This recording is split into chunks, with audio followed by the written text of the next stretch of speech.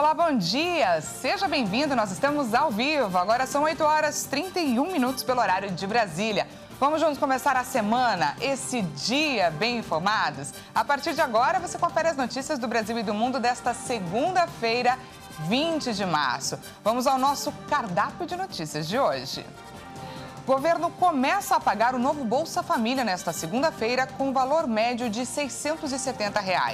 Rio Grande do Norte registra novos casos e chega ao 7º dia de ataques criminosos. Nos destaques internacionais, ações do UBS caem após anunciar a compra do Credit Suisse. E a gente fala também sobre a saúde depois dos 50 anos. Saiba quais são os 5 órgãos que merecem atenção redobrada. Você confere tudo isso e muito mais a partir de agora.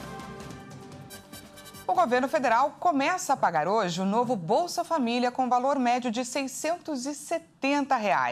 As famílias com crianças de 0 a 6 anos também recebem aquele adicional de R$ 150. Vamos ver. A estimativa é de que 694.245 famílias que preenchiam os requisitos, mas estavam fora da lista de beneficiários, passem a receber os valores. Outras 1,5 milhão de famílias vão ser excluídas por não se enquadrarem no critério de renda. O programa foi reformulado pelo governo e entrou em vigor em 2 de março, a partir da publicação de uma medida provisória no Diário Oficial da União. O programa prevê ainda o pagamento de um adicional de R$ 150 por criança de 0 a 6 anos. Segundo o governo, 8.900.000 crianças nessa faixa etária recebem o dinheiro já neste mês, o que representa um investimento de R$ 1.330 bilhões para o grupo. Com isso, a folha de pagamento de março tem o maior valor da história. Devem ser investidos um total de R$ 14 bilhões em mais de 21 milhões de famílias beneficiárias. E no ano de 2023, o impacto do novo programa é de quase R$ 175 bilhões no orçamento da União. A medida provisória do novo Bolsa Família precisa ser aprovada até 120 dias pelo Congresso Nacional. E caso não seja, o programa que atende famílias com renda per capita classificada como situação de pobreza ou de extrema pobreza deixa de existir. E o presidente Luiz Inácio Lula da Silva lança hoje em Brasília a nova versão do programa Mais Médicos. Rebatizado de Mais Saúde para o Brasil, o programa deve incluir outros profissionais, como dentistas, enfermeiros e assistentes sociais. O novo modelo também pretende incentivar a ida de profissionais para regiões do país onde o atendimento costuma ser mais precário. Além de ampliar o número de profissionais na saúde, o programa vai trabalhar para melhorar o SUS, o Sistema Único de Saúde. O governo quer investir na construção e reformas de unidades básicas, ampliando o atendimento da área de saúde aqui no Brasil. E o ministro da Justiça e Segurança Pública, Flávio Dino, está em Natal, no Rio Grande do Norte, para acompanhar as ações da Força Nacional no combate aos atentados criminosos no estado. Ele anunciou que o governo federal vai investir em viaturas, armas e na melhoria dentro dos presídios. O estado chega ao 7º dia de ataques desde o início da onda de violência contra prédios públicos, comércios e veículos. Apesar do reforço na segurança, novos ataques foram registrados neste fim de semana no Rio Grande do Norte. Mais de 250 ataques foram feitos contra a população, prédios públicos, comércios e veículos desde a última terça-feira. Os dados são da Secretaria de Segurança Pública e Defesa Social do Estado. O trabalho da polícia tem o apoio do Centro Integrado de Operações Aéreas. A nossa intenção é o combate ao crime, realmente para intensificar o nosso policiamento, a ajuda em apoio às unidades que estão em solo, para que diminua essa situação que está ocorrendo agora no Rio Grande do Norte. Nós também vamos estar em apoio às unidades terrestres. O helicóptero é uma plataforma aérea, então nós vamos estar nessa plataforma dando segurança às unidades que estão em solo. O governo federal já determinou o envio de mais de 600 agentes da Força Nacional e de forças federais em apoio às tropas policiais do estado. Para as autoridades estaduais, os atos são uma retaliação do crime organizado às ações repressivas do governo, que resultaram em prisões nas últimas semanas. A comunidade Sol Nascente, que fica no Distrito Federal, se tornou a maior favela do Brasil. Segundo dados da prévia do censo 2022 do IBGE, a região ultrapassou a Rocinha, no Rio de Janeiro, em número de domicílios. Atualmente, a favela do Distrito Federal tem 32.081 domicílios, enquanto a Rocinha tem 30.955. Em comparação com 2010, a favela da Capital Federal cresceu mais de 30%, enquanto a região do Rio de Janeiro aumentou 20%. O IBGE considera como favela toda a área em que a ocupação se deu de forma precária. Para diversos líderes comunitários em Sol Nascente, o local não é uma favela e, por isso, eles exigem um conjunto de melhorias para mudar a situação de vida dos habitantes. Localizada a 35 quilômetros do centro de Brasília, a comunidade Sol Nascente começou a se formar de forma irregular nos anos 90. Devido ao seu crescimento, ela virou uma região administrativa em 2019.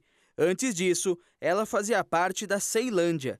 Segundo especialistas, a região deve crescer ainda mais, embora diversas condições precárias de se viver. Juntas, todas as favelas espalhadas pelo Brasil movimentam 202 bilhões de reais por ano e concentram 17.900.000 moradores. Se fossem um único estado, já seria o terceiro maior território em número de habitantes, atrás apenas de São Paulo e Minas Gerais. E o Monte Merapi, um dos vulcões mais ativos do mundo, localizado na Indonésia, entrou em erupção novamente, deixando várias cidades cobertas por cinzas. O vulcão entrou em erupção na semana passada, enviando material vulcânico a 3.000 metros acima de seu cume. A chuva de cinzas vulcânicas cobriu pelo menos 8 localidades próximas. O observatório do governo registrou imagens da lava descendo da cratera. A agência de vulcanologia informou que os moradores devem se preparar para transtornos devido às cinzas vulcânicas. Também pediu que estejam em alerta para o perigo de fluxos de lava, principalmente se chover. E após um terremoto de magnitude 6,5 atingir o Equador e o Peru, os dois países seguem avaliando os estragos e as perdas. Pelo menos 14 pessoas morreram. O abalo sísmico deixou prédios desmoronados, paredes rachadas e veículos esmagados por escombros. O tremor ocorreu no sábado e teve seu epicentro no município equatoriano de Balau, a 140 quilômetros do porto de Guayaquil e a uma profundidade de 44 quilômetros. O terremoto foi sentido com mais força no sul do Equador, onde as pessoas saíram correndo às ruas. Uma das cidades mais afetadas foi Cuenca. Em nota, o governo do Chile expressou sua solidariedade com as vítimas no Equador e afirmou que até o momento não há relatos de chilenos afetados pelo terremoto. Com menor intensidade, o tremor atingiu a costa norte e central do Peru. Em Tumbes, afetou 46 pessoas e 12 casas, segundo o relatório oficial. Autoridades sismológicas do país relataram uma magnitude de 7 no momento do tremor, mas horas depois corrigiram a medição para 6,7.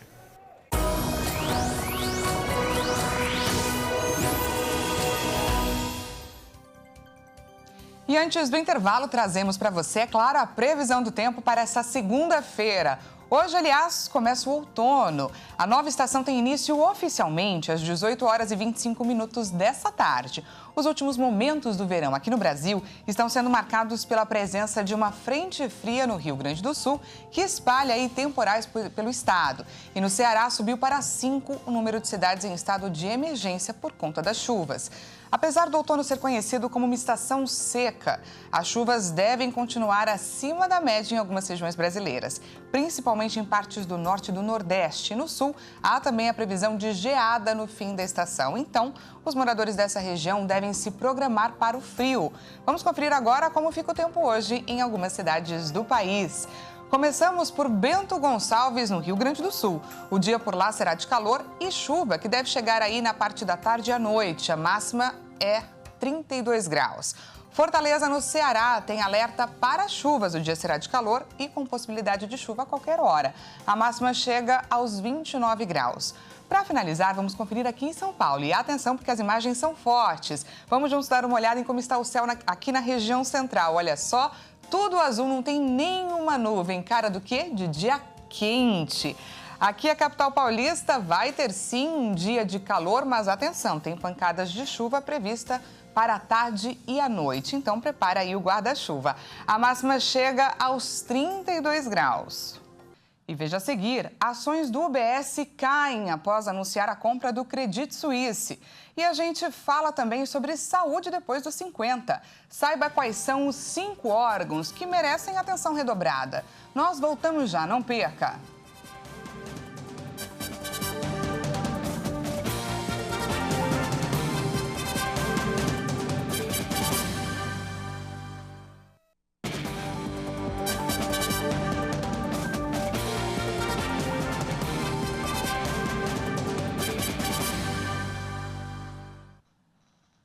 Seja bem-vindo mais uma vez, nós estamos de volta e ao vivo. 8 horas 43 minutos pelo horário de Brasília. Nós voltamos com mais destaques internacionais para você.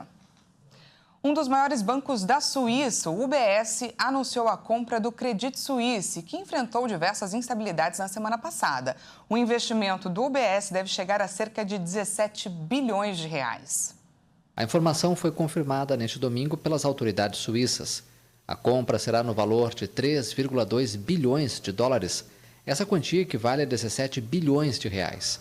O Credit Suisse é um dos 30 maiores bancos do mundo e sua forte queda na bolsa nesta semana gerou nervosismo no mundo financeiro. Nos últimos dias, vários mercados financeiros viveram turbulências significativas. Essas turbulências desestabilizaram os bancos mais frágeis, e isto apesar de uma boa capitalização. O Credit Suisse perdeu a confiança dos mercados. A queda das ações ocorreu na mesma semana do colapso de bancos nos Estados Unidos, o que aumentou a aversão ao risco no setor.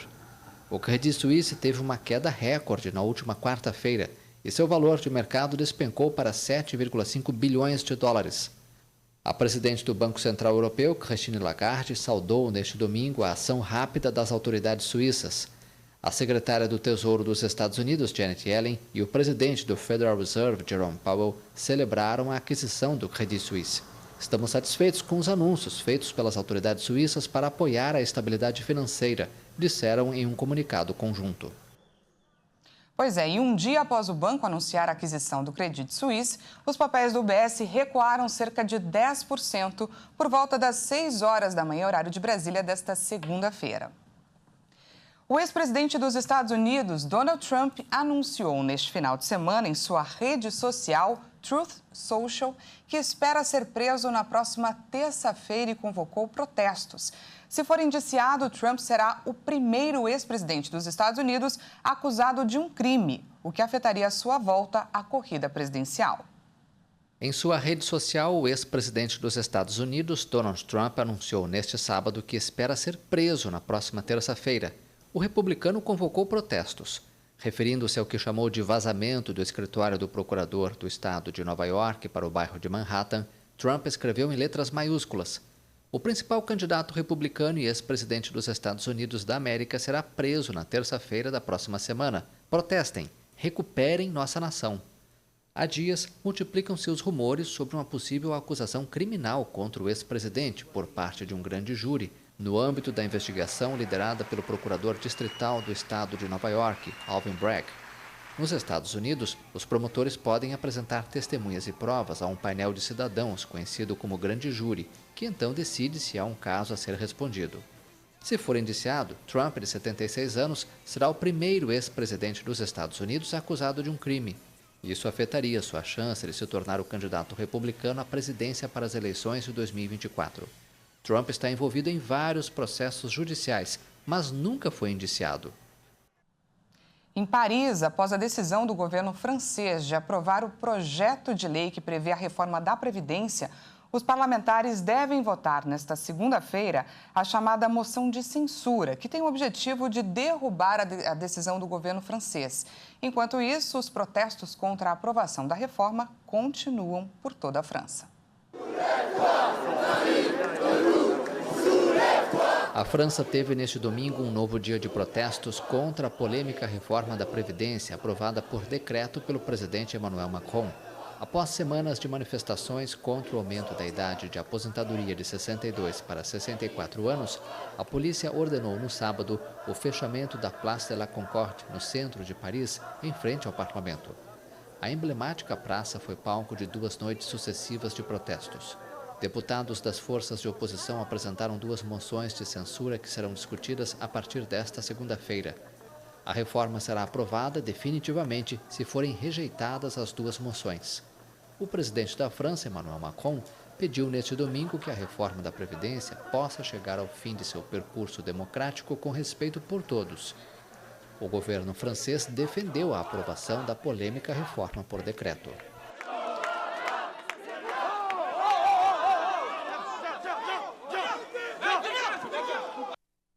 E essa onda de protestos que a gente viu agora tem interferido no cenário de Paris.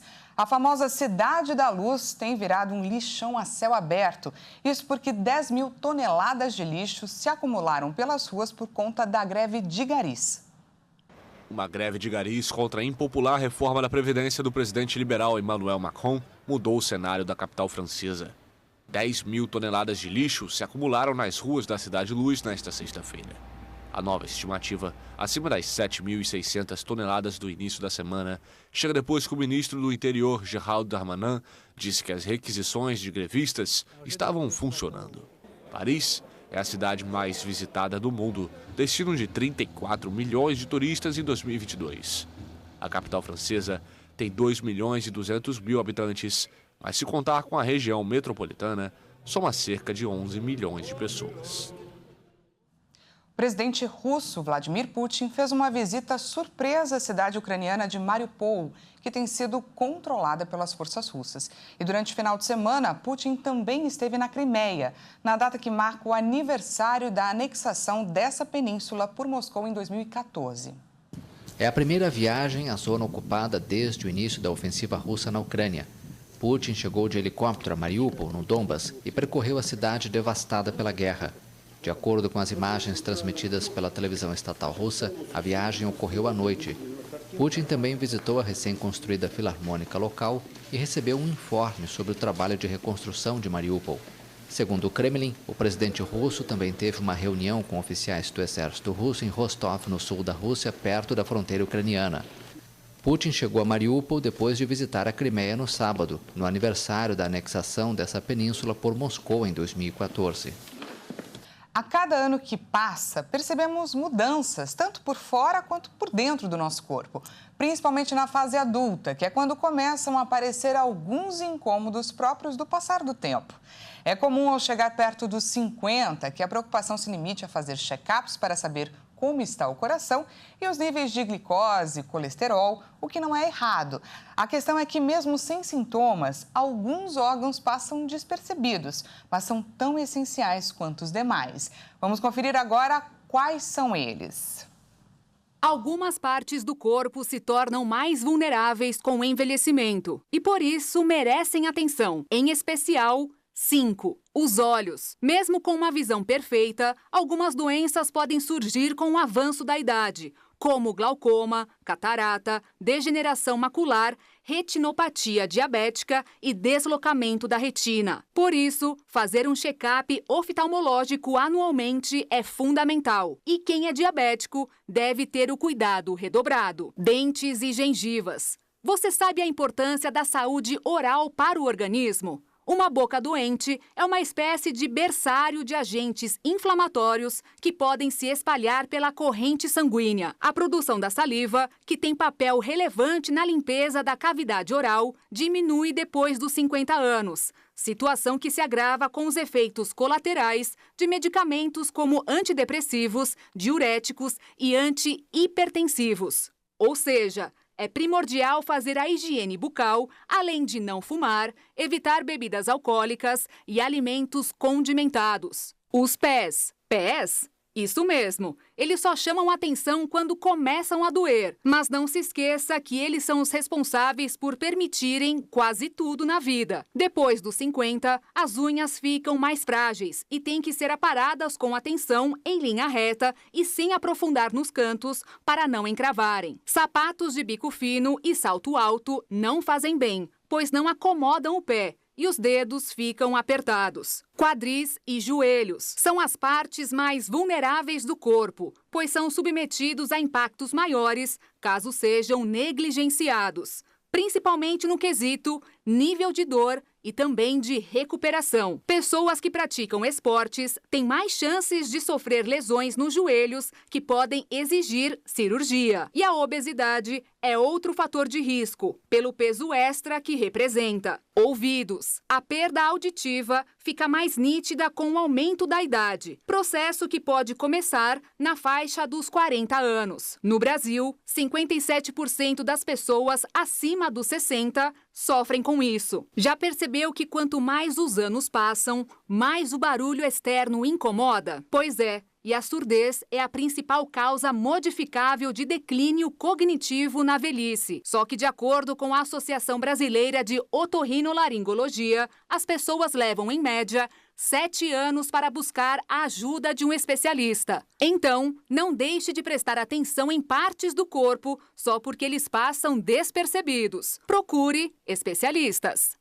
E essa edição fica por aqui. Muito obrigada pela sua companhia. Às 10 horas da manhã eu volto com mais informações para você. Até lá!